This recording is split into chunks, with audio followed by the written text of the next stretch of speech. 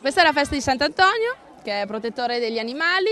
Ovviamente in questo caso stiamo celebrando cani e gatti, perché abbiamo anche gattile e il canile sanitario. È una celebrazione che facciamo tutti gli anni, è la festa più importante per la nostra associazione. E ci sarà inizialmente una benedizione, stiamo aspettando appunto che arrivi il parroco, che è Don Alberto della parrocchia di Sant'Egidio, e dopodiché ci sarà, questa è la benedizione, ecco, presso tutta la struttura, e successivamente ci sarà un rinfresco per tutti coloro che sono presenti, in modo tale da stare, ecco, in compagnia e mangiare qualcosa. Abbiamo qualche dipendente che ovviamente collabora durante la settimana, nel weekend è gestito interamente da volontari.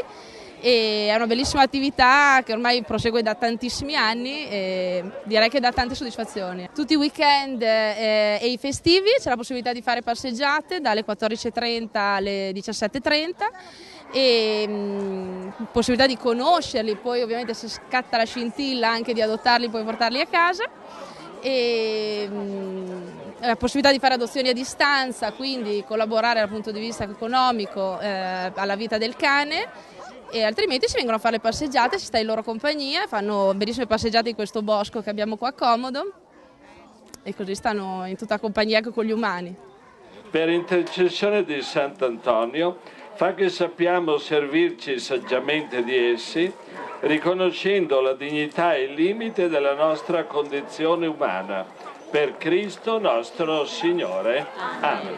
Invochiamo allora la benedizione del Signore, anzitutto su voi che vi prendete cura di questi animali e poi di loro per la compagnia che ci offrono ogni giorno. Vi benedica il Signore Onnipotente, Padre, Figlio e Spirito Santo. Amen.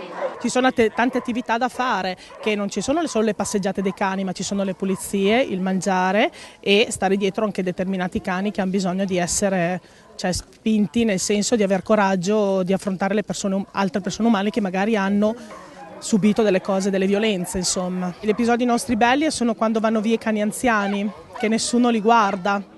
E invece dobbiamo ringraziare, c'è della gente, non tanti, perché tanti cercano i cuccioli o i cani giovani, di cani che vanno via anche dopo 10 anni, anche oltre 10 anni. Ecco. Per noi è una grossa soddisfazione, perché noi ne vediamo anche morire qua dentro, che sono arrivati giovani e non li hanno mai guardati nessuno, ma perché il pelo è questo, ma perché il pelo è arruffato, ma perché il pelo di un colore non ci piace, così, e il cane rimane qua a vita. Finisce la sua vita qua dentro, invece quando vanno via ci fa molto piacere, insomma.